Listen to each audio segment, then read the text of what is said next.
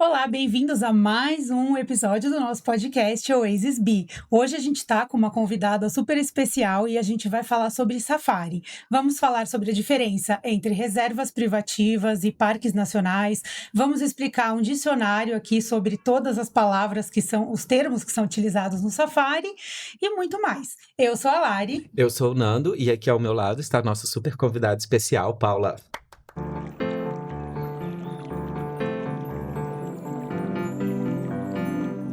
Vamos lá, Paula, fala um pouquinho de você, da sua trajetória no turismo e porque hoje você é uma super especialista de safari. Bom, primeiro, obrigada pelo convite, é um prazer estar aqui. Eu trabalho na indústria do turismo faz 24 anos e ao longo desses anos eu tive a possibilidade de ir para o continente africano, para a África subsaariana, né, diversas vezes.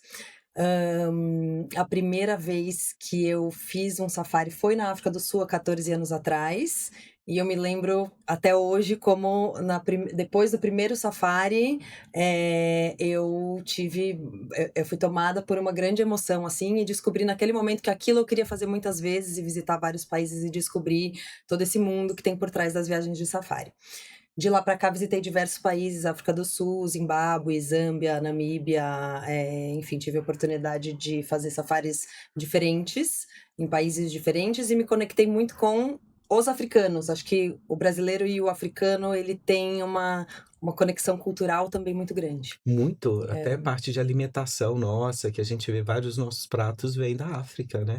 Parte de alimentação, a gente é caloroso e o O africano é tambor, É isso caloroso, que eu ia o falar, a tambor. alegria, música. parece, assim, o axé, vamos dizer, é muito isso. Exatamente, Eu passei um exatamente. aniversário meu na África do Sul e justamente foi num lodge. Nossa, gente, a energia que você puxa dali é É. surreal. Eu já testemunhei levando grupos, né, então hoje eu tenho uma empresa, que é a Indomita Collection, que representa alguns lodges de safari para o Brasil, e em uma das ocasiões, levando um grupo de agentes, na despedida do lodge, todos começaram a chorar, todos se emocionaram, porque o africano é isso, é esse povo que canta, que gosta genuinamente, que recebe com esse calor bem genuíno, né. E Paula, assim, sempre que eu penso em safari, penso principalmente em Namíbia, você é muito um ponto de referência que eu tenho, né? Então é muito legal tê-la aqui conosco. Obrigada por ter vindo. Eu não tenho tanta experiência de safari assim. O meu primeiro foi na África do Sul, era um sonho que eu tinha. Aí eu fui a convite do turismo da África do Sul, né? E recentemente eu fiz um safari para o Quênia. Gente, é isso que você falou. A conexão que você sente é uma coisa muito louca. Eu cheguei lá, eu tinha minha própria tenda, né? Eu fiquei sozinha. E aí um monte de gente, quando eu voltei, mas você não ficou com medo de ficar sozinha? Não sei o quê. Não, foi assim um momento tão meu comigo mesmo em relação à natureza, em relação a tudo, assim, que, sabe, assim, eram momentos que eu sentava na cadeira, olhava para fora, assim, e realmente dava uma emoção, dava vontade de chorar, sabe? É muito bom, é muito É rica essa maravilhoso. É. experiência. Eu amo. Eu tava agora, assim, em maio, eu fui agora pra África do Sul.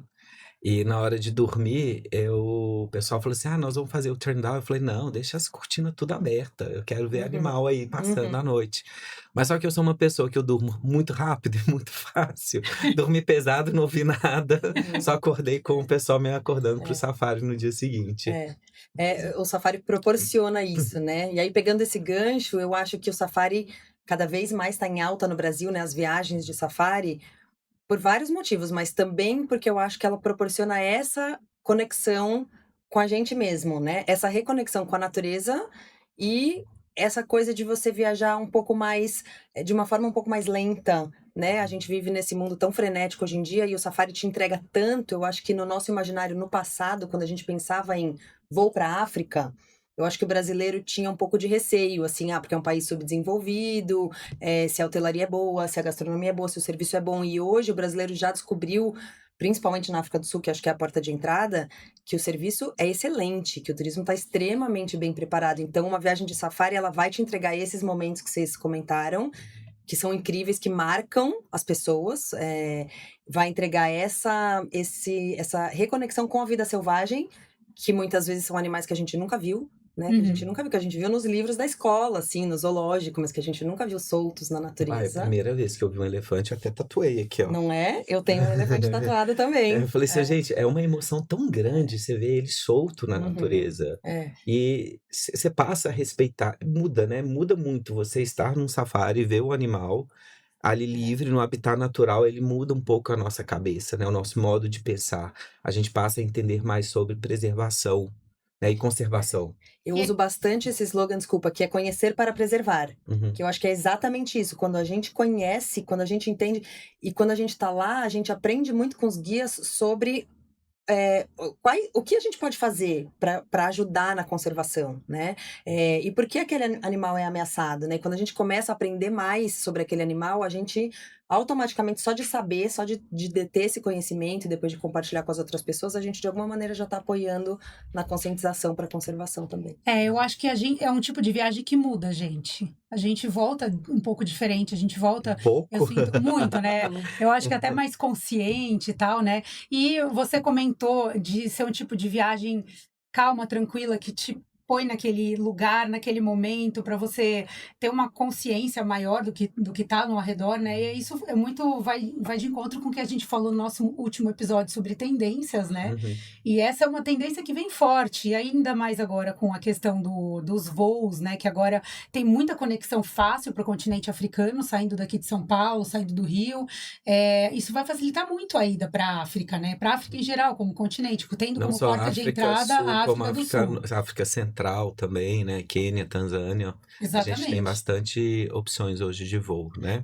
Bom, então já que a gente já vai começar aqui a falar, antes de mais nada, a gente quer falar de alguns termos técnicos, né? Que a gente já tá muito acostumado, mas para quem tá ouvindo, pode ser que a gente não tenha, a pessoa não tenha muita noção. Então vamos lá. Na verdade, a gente vai meio que traduzir algumas coisas, explicar Porque nós vamos falar algumas coisas. isso demais, que não tem como traduzir, né? E também para quem vai no primeiro safari, é bom você saber esses termos para chegar lá, escutar e saber do que se trata, né? Então vai, Nando, Vamos começa. lá, eu vou falar o primeiro tema, Game Drive. Game Drive, para quem não sabe, né? A gente sabe super. Game Drive é você sair para fazer o safari naqueles carros abertos, que são os tratores, né? São os tanques de guerra. Eles sobem e o Game Drive ele é feito de manhã ou no pôr do sol. E o que é interessante é que ele pode ser tanto on-road e off-road. Explica um pouquinho pra gente, Paulo, sobre esse conceito de on-road e off-road. Legal, bom, então, para eu explicar esse conceito, eu vou falar um pouquinho de aonde a gente faz safaris, né? Então, geralmente, quando a gente vai para um país fazer safari, ou a gente vai para um parque nacional, ou a gente vai para uma reserva privativa, né? Ou a gente vai para uma concessão privativa dentro de um parque nacional, que seria uma parceria meio público-privada, né? Então, algumas regras definem isso. Então, o que é on-road? On-road é aquele safari que você tem uma estrada demarcada e o veículo não sai daquela estrada. Então, se você tá na estrada e você vê um leão a 10 metros de você, é naquela distância que você vai fazer o avistamento daquele leão. Então, nos parques nacionais, você não pode sair da estrada nunca. Então, é um safari que, claro, que também tem a sua beleza, mas você muitas vezes não consegue ter essa proximidade com o animal. Me fala um parque que é estritamente on-road. Kruger, por exemplo. Quando a gente fala do Kruger, Uhum. quando a gente fala de parque, né, não das reservas adjacentes, é estritamente on-road, né? O Etosha, na Namíbia, então Kruger na África do Sul, Etosha na Namíbia, é estritamente on-road. E uma coisa também, em parque nacional, me corrija se eu estiver errada, mas você pode entrar, se você é sul-africano, ou enfim, ou se você tem o seu carro alugado naquele país, você pode entrar com o seu carro, não é isso? Exatamente, você pode entrar. Então, além de você não sair da estrada, você tem uma maior quantidade de carros e pode acontecer, porque, claro, o que eu acho legal das reservas privadas é que quando você faz safari com um guia de safari, aquela pessoa é o expert do safari, que vai cuidar de absolutamente tudo, desde a sua segurança até todas as curiosidades que você tá lá para aprender sobre a vida selvagem, não só para avistar, mas também para aprender.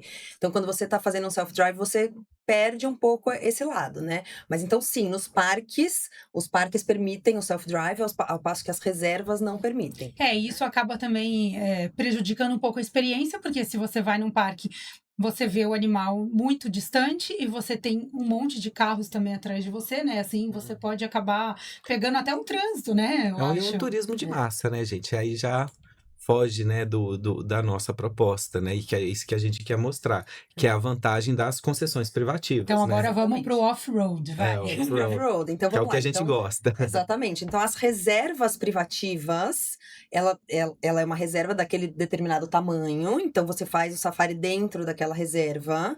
E aí, o carro, você tem essa permissão, né? Então, existe um gerenciamento dessa reserva que permite que dentro da reserva você possa sair da estrada, né? Para ver determinado animal. E aí você não pode ir com o seu próprio carro, por exemplo. Você não pode ir com o seu entrar. próprio carro, não. Você só entra na reserva já com o carro daquele lote específico que está dentro da reserva, né? Então, se você avistou esse mesmo leão a 10 metros de distância, você pode chegar perto dele. Obviamente que isso é feito de uma maneira extremamente segura, né? Então, dependendo do que o animal está fazendo. O leão geralmente é um bicho bem...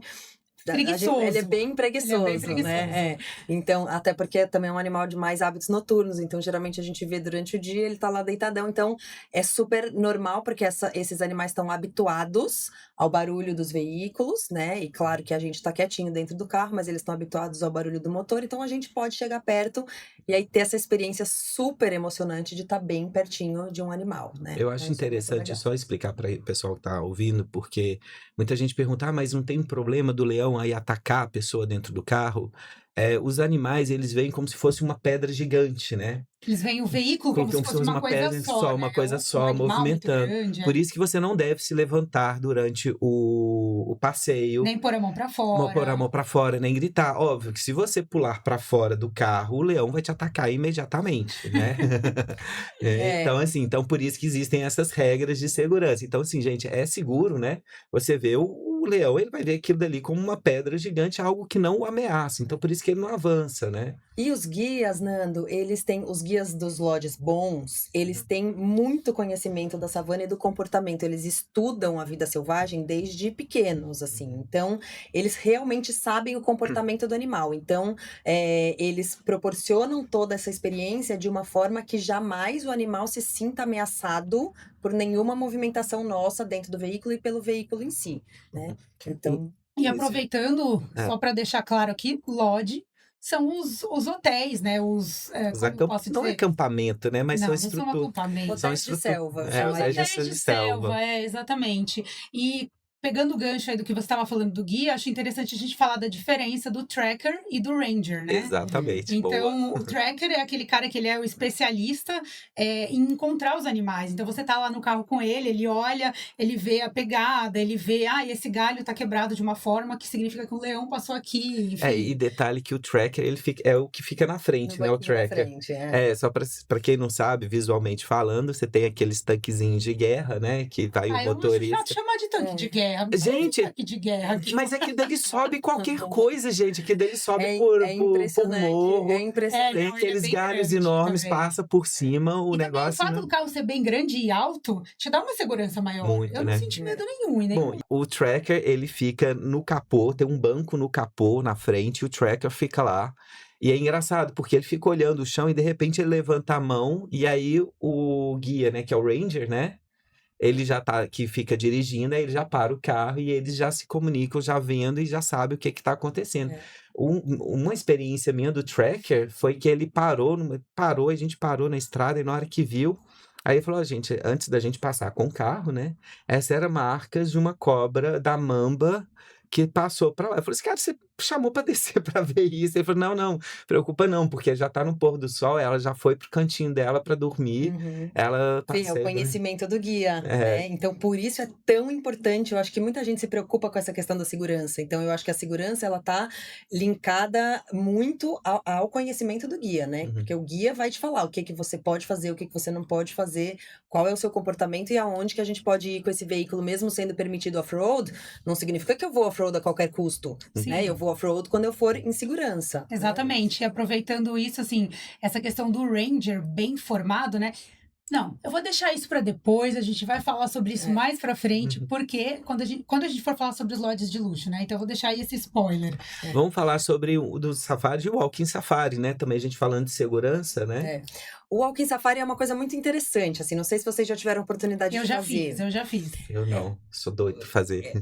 Pra mim, o que mais me toca no walking safari é porque quando a gente pensa em safari, a gente pensa nos animais grandes, né? E eu sou uma apaixonada por safari, e por todo tipo de vida. Então, na verdade, eu acho que o safari vai muito além dos Big Five, né?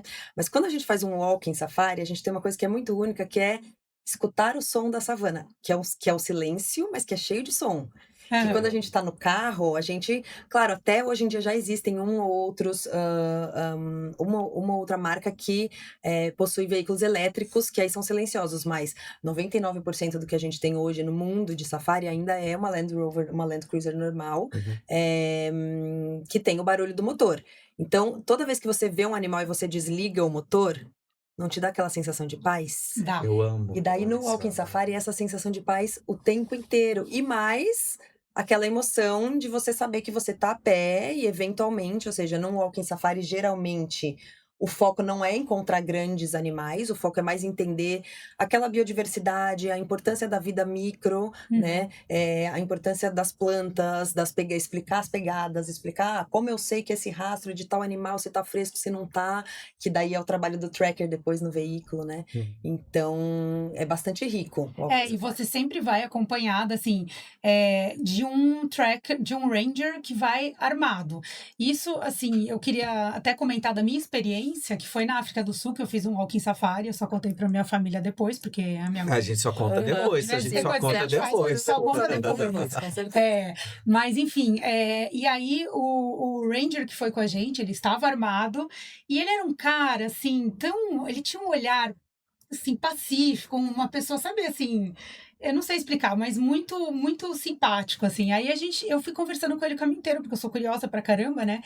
Aí ele me falou, assim, que eles nunca usam a arma, porque nunca chega nesse ponto de ter que usar a arma. Ele já teve um grupo que ele encontrou com 3 ou 4 leões, assim, a uma certa distância, obviamente. Eles pararam, foram se afastando devagar. De acordo com ele, tudo que corre é comida, tá? Então, não corra. Você não pode afastar de costa, tem que afastar olhando para o animal. Enfim, mas ele falou que assim, é em último dos últimos casos que eles usariam a arma. E muito provavelmente eles usam mais para atirar para cima, não atirar no animal, atirar para cima, que aí o animal se assusta e corre. Eles odeiam barulho, né? E eles são pessoas, os rangers, que normalmente cresceram por lá, foram criados lá, né? Como a Paula estava comentando. E ele falou bem isso, ele falou assim, a gente sabe lidar com os animais, a gente sabe conviver em harmonia com eles. Então, assim, não tem a necessidade da violência. Isso daqui a gente vem com a arma só para deixar um pouco mais, né?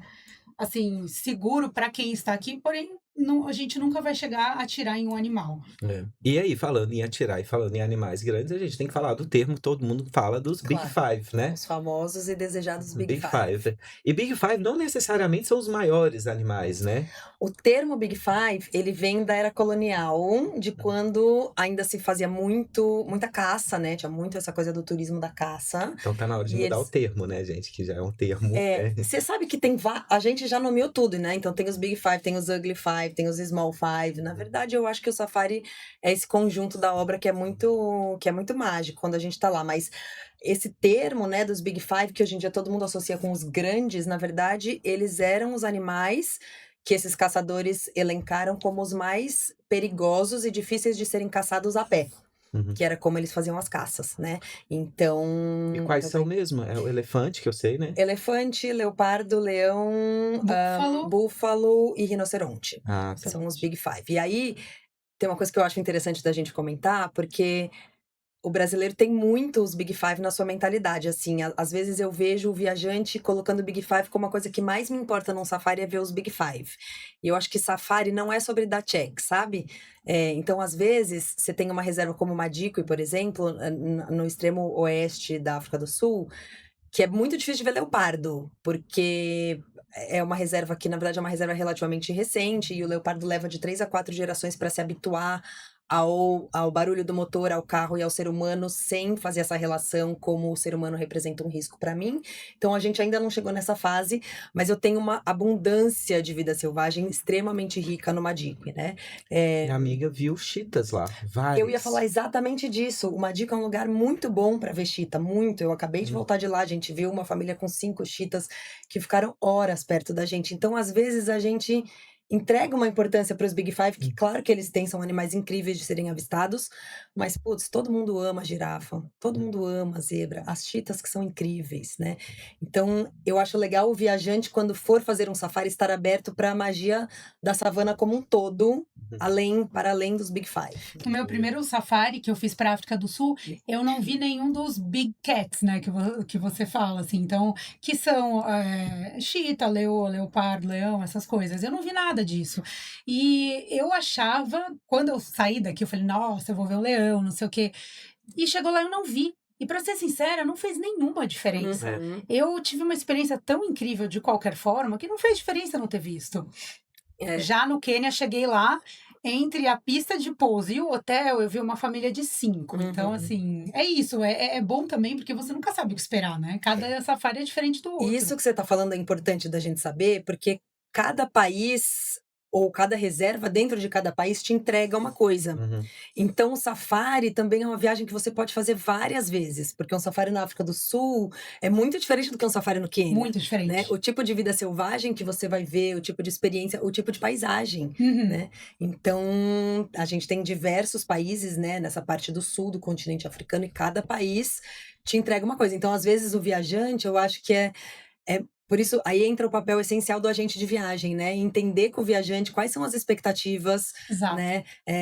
Qual é o perfil, o que ele tá indo em busca, para daí a gente poder escolher qual é o país talvez mais indicado para aquele viajante, né? Tá, vamos falar aqui agora de tipos de acampamentos, que é tipos de lodge, que a gente tem o que a gente chama de mobile camp, e a gente tem o que chama de tented camp, que é o under canvas, né? Eu acho que todo mundo, porque existe o lodge físico, né, o fixo, aquele que tá da estrutura, e tem esses... E qual que seria a diferença, por exemplo, do mobile camp, do tented camp ou under canvas?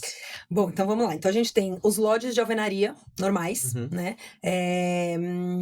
Que aí você tem vários tipos. Você tem desde reservas que você tem um lodge que tem 20 quartos, por exemplo, que já não é mais tão exclusivo assim, até lodges que você tem 6, 7, 8 suítes, e aí te dá muito mais E exclusividade. tem lodge que tem apenas uma vila de 2 quartos, e é isso, né? Sim, isso para falar de vilas, né? Porque o safari também é uma viagem democrática. Então, uma viagem muito legal para a família. Cada vez mais a gente vê viagens multigeracionais, porque não exige esforço físico o safari. Então, a criança gosta, o pai gosta, os avós gostam, né? Então, aí entram as vilas, né? Onde tudo é privativo e tudo mais. Então, sim, existem essas reservas onde você tem esse hotel de uma vila, por exemplo. Aí você tem os lodges de alvenaria normal. E aí você tem os tented camps, né? Então, os tented camps, na verdade, eles são estruturas que eles podem ser de extremo luxo, mas que a base é de lona. Né? Agora, a hora que você adentra essa lona, você tem lodges super, super luxuosos mesmo, mas que te dão essa sensação de que você está muito mais imerso na savana do que quando você está dentro de uma suíte construída em alvenaria. Esse que eu fui pro Quênia agora era um tented camp, né? O meu na África do Sul também. E aí eu nunca tinha ido num tented camp. E quando eu cheguei lá, eu já imaginava mil coisas. Coisas que passam na cabeça de todo mundo. Será que o leão arranhando isso daqui ele vai destruir? Será que o hipopótamo batendo aqui vai cair?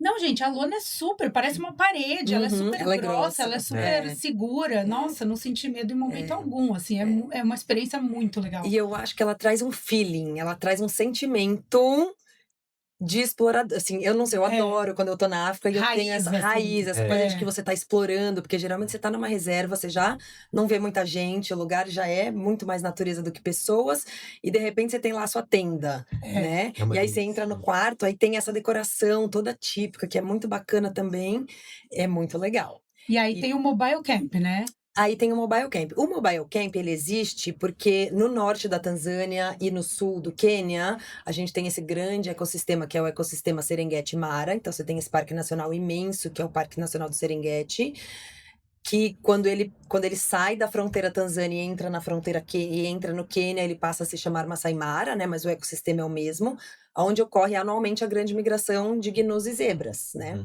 The Great Migration era um dos temas que a gente tinha aqui também. A grande migração. Traduções que a gente chega para fazer. É a maior movimentação de animais do planeta Terra. Então, claro que todo mundo que gosta de vida selvagem e que quer testemunhar a vida selvagem vai para esses lugares para ver a grande migração.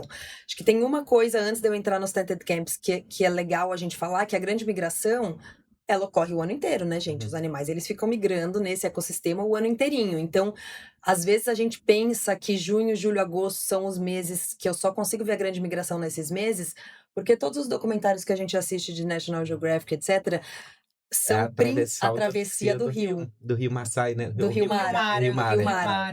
E o rio Mara tá na fronteira Serengeti e Masai Mara. Então, nessa época do ano, junho, julho e agosto, é a época que os animais tendem a estar nesta região cruzando o rio. E todo mundo vai lá para ver, porque tem até crocodilo, né? Que às vezes pega uma zebra. Só para falar assim, gente, só para vocês entenderem, a grande migração, ela ocorre porque esses animais vão atrás de pasto verde. Então, ocorre primeiro a chuva. Aí depois que passa a chuva, né, o pasto ele cresce e aí esses animais vão atrás de comida e os leões, né, e os outros vão atrás da comida.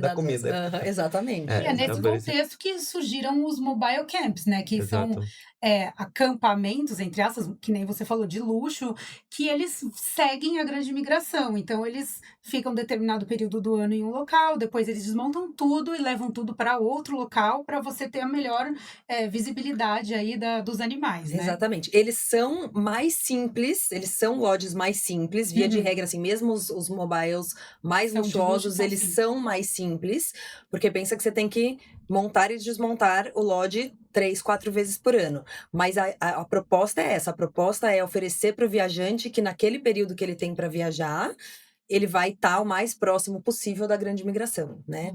E é legal saber a diferença, é legal saber a diferença das épocas do ano, né? Então, às vezes, a pessoa fala, pô, férias, né? Janeiro, né? A gente viaja muito em janeiro. Eu tenho janeiro para viajar. Não é a época de travessia do rio, mas é a época de filhote.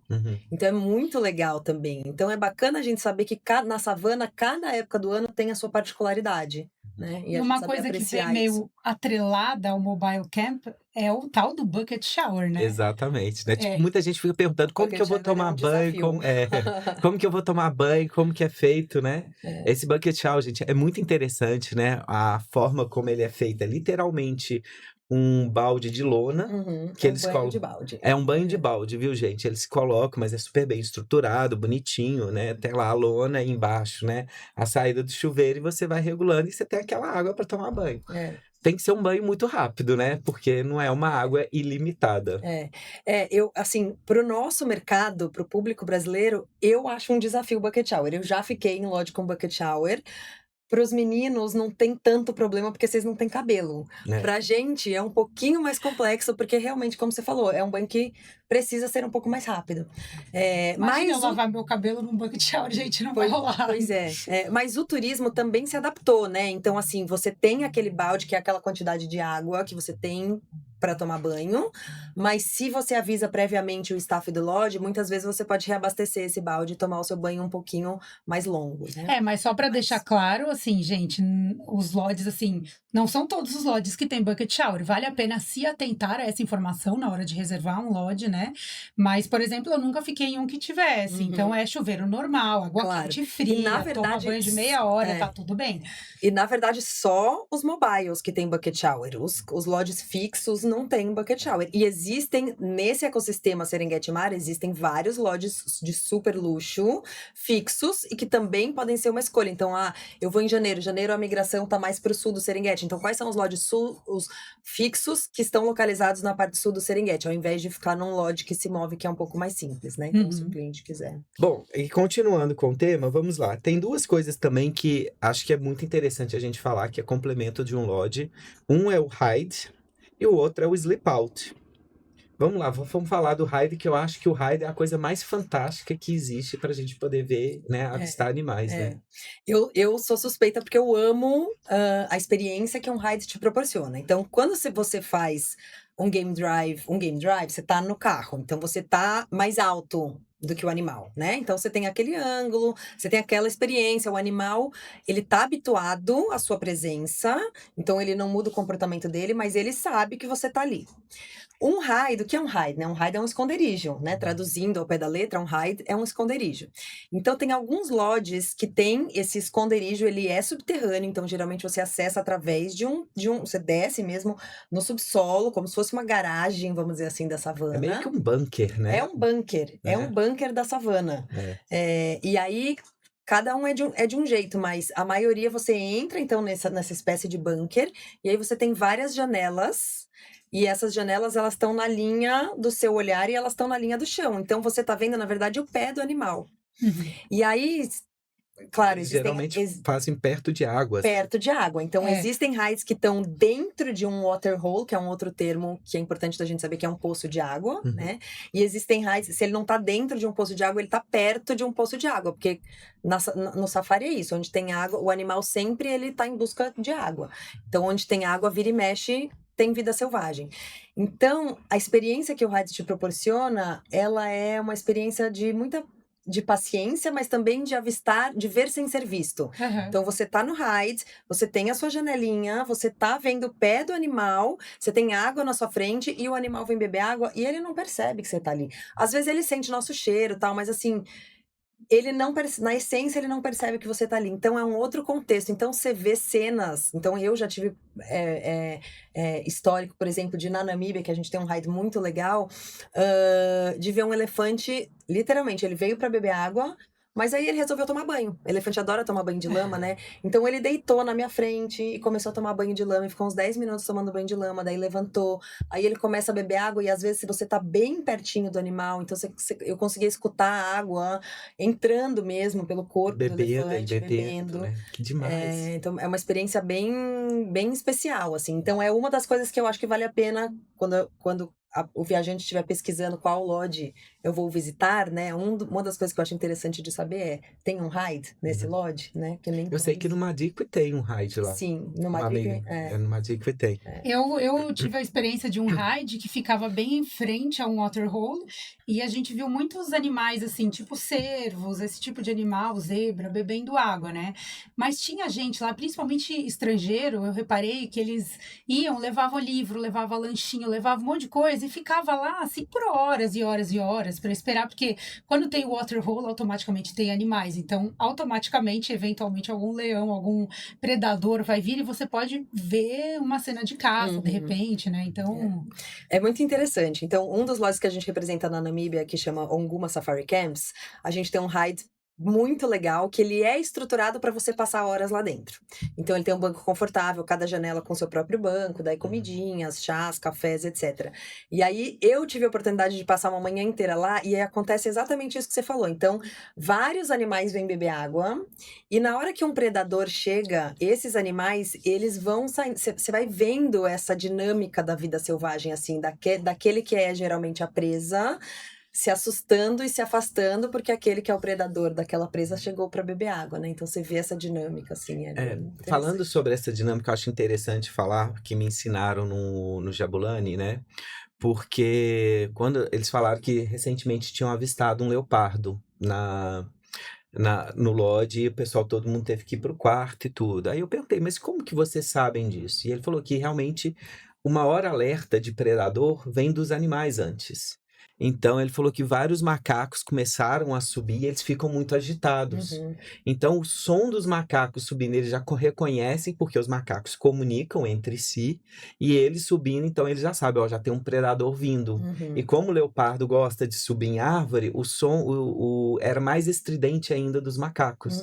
Então, acho que isso é muito interessante, as pessoas acharem que realmente um predador ele não vai aparecer do nada. A vida no entorno dá avisos de que realmente está vindo um predador, né?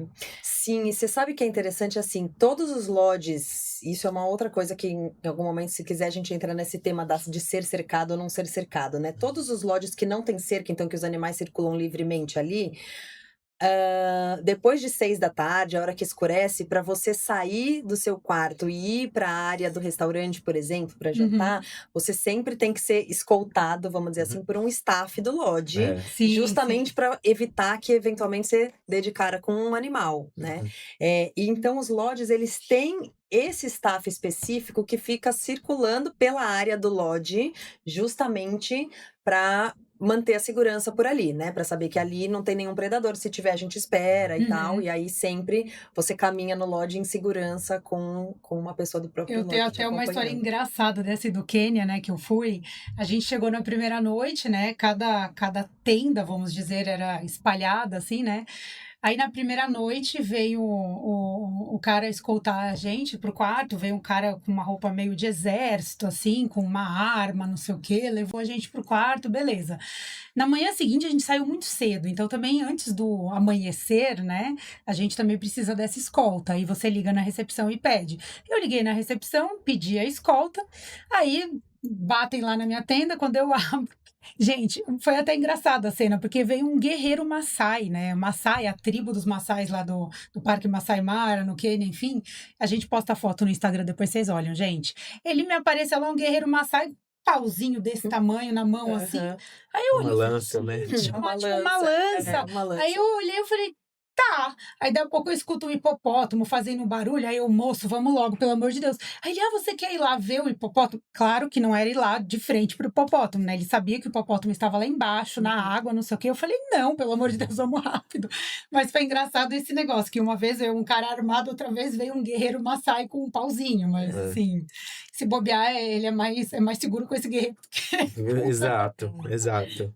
É, a E gente começou a falar do Sleep Out Sleep e Out, é. acabamos não falando. Sleep Out eu acho que é super bacana também o conceito. Vários lodges oferecem esse Sleep Out durante a sua estadia, né? Então o sleep out, o que que é, né? Traduzindo ao pé da letra, né? É esse pernoite a céu aberto, né? Então a ideia é, quando a gente vai para a savana, geralmente você tá longe de grandes centros, então você não tem muita poluição luminosa.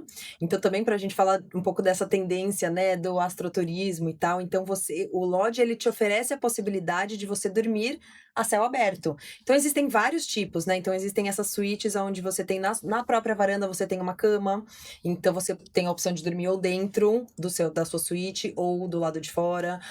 Você tem sleep outs que são totalmente isolados mesmo da área comum do hotel. Você tem quartos que você tem quase como um rooftop, assim, um andar de cima. Então, a ideia é que você possa dormir escutando o som da savana e, claro, apreciando o céu, que é bastante especial, seja com lua ou seja sem lua, que aí você vai ver uma abundância maior de estrelas, mas a ideia é proporcionar essa experiência de Em você ter um pernoite a segurança. céu aberto, sempre em segurança. Eu com tô certeza. tentando lembrar qual lodge que eu vi, que eles têm um Sleep Out que é num salar.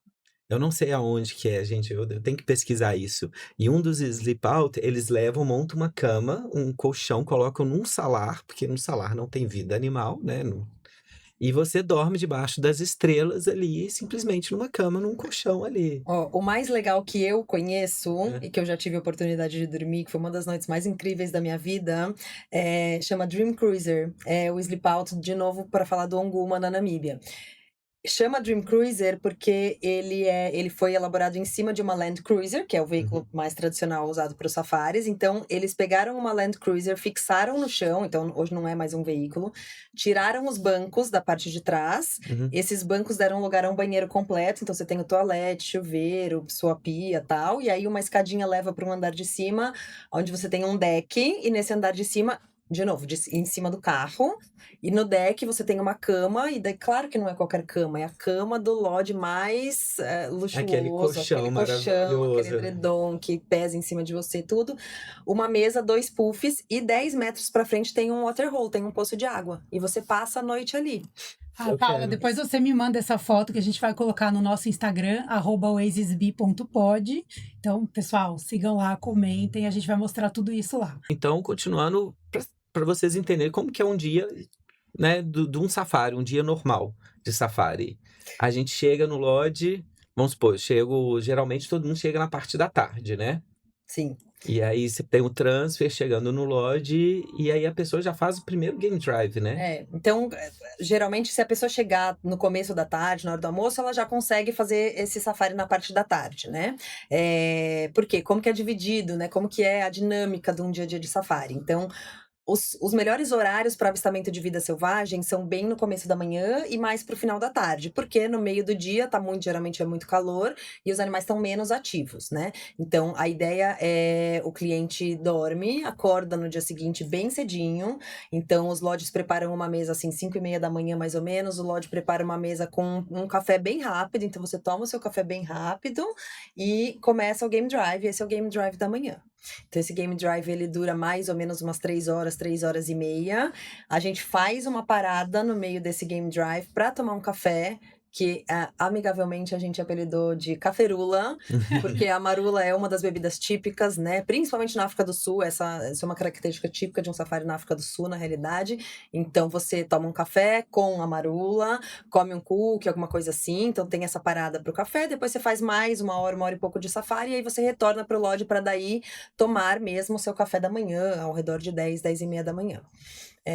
Toma seu café da manhã, aí você vai curtir o spa do lodge, a piscina do lodge, ou às vezes é um lodge que a sua própria suíte tem uma piscina privativa, então você tem esse tempo livre até a hora do almoço. E vinho, gente, tem muito vinho. Eu fico impressionada o tanto de vinho que tem no safari. É muito vinho. Na verdade, a parte toda da gastronomia é muito rica, né? Porque você tem uma qualidade muito elevada de gastronomia e você come várias vezes no dia, né? Mas é importante ressaltar que a gente está falando de lodges de alto padrão, Lodges né? de alto padrão, Porque quando a gente fala de lodges de massa, gente, a questão não é dessa forma, acho que né? tudo que a gente vem falando aqui, a gente essa experiência toda que a gente vem colocando, são as experiências que os lodges de alto padrão oferecem, né?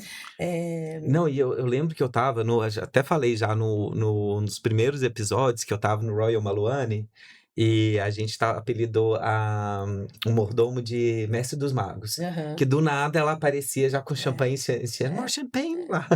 Acho que foi no primeiro episódio. Acho que foi no primeiro episódio, a gente chama isso é muito legal, porque quando você tem um anfitrião, né, um mordomo, enfim, eu acho que no safari, nos lodges de luxo de safari, o mais legal é que ele vai te conhecendo ao longo da sua estada naquele determinado lodge.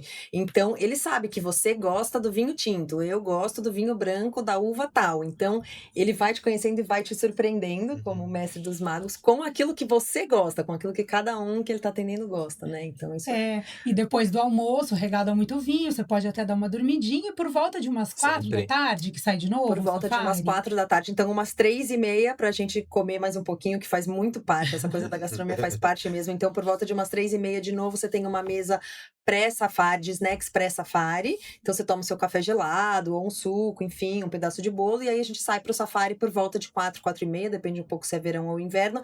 E daí, esse safari, quando a gente fala de reserva privada, ele entra na noite. Né? Então, aí ele já entra no que a gente chamaria de um night safari, né? E tem o Sundowner, e aí a gente tem outra, a parada que é típica, que é um dos momentos mais emocionantes, eu acho, que é o Sundowner, que é a hora que você viveu muitas emoções no seu safari, e aí você para celebrar. Acho que o Sundowner, a ideia do Sundowner é esse brinde mesmo, essa celebração, e obviamente apreciar o pôr do sol, que é incrível, geralmente, nessas reservas, né? Então, a gente para num lugar que seja seguro, onde o guia tem uma capacidade visual grande, para ele ter certeza que não tem nenhum animal muito próximo. E geralmente se juntam assim outras pessoas não, outros colaboradores do lodge, né, que também vêm para reforçar a segurança, né? Então, por exemplo, se você, no meu caso, tinha só um ranger no meu carro, quando a gente chegou lá, tinha mais 3 que estavam ali em volta, assim, reforçando a segurança para a gente poder sentar.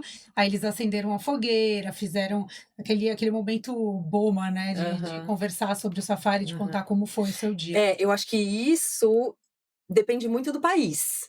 Isso você viveu no Quênia, né? Foi no Quênia. Na África, isso no Quênia é assim mesmo. Na África do Sul, o momento do Sundowner, você ainda tem um resto de safari depois. Então, você para o carro, e aí na estrutura do carro mesmo, eles têm um esquema que eles montam uma mesa, e aí eles levam vários drinks e vários petiscos, e aí você vai beber o seu gin and tonic, que é super tradicional, ou a sua marula, ou o seu vinho. Eu também amo gin and tonic. A gente chama de gin o'clock, né? Gin o'clock, adoro. Eles me ensinaram isso lá.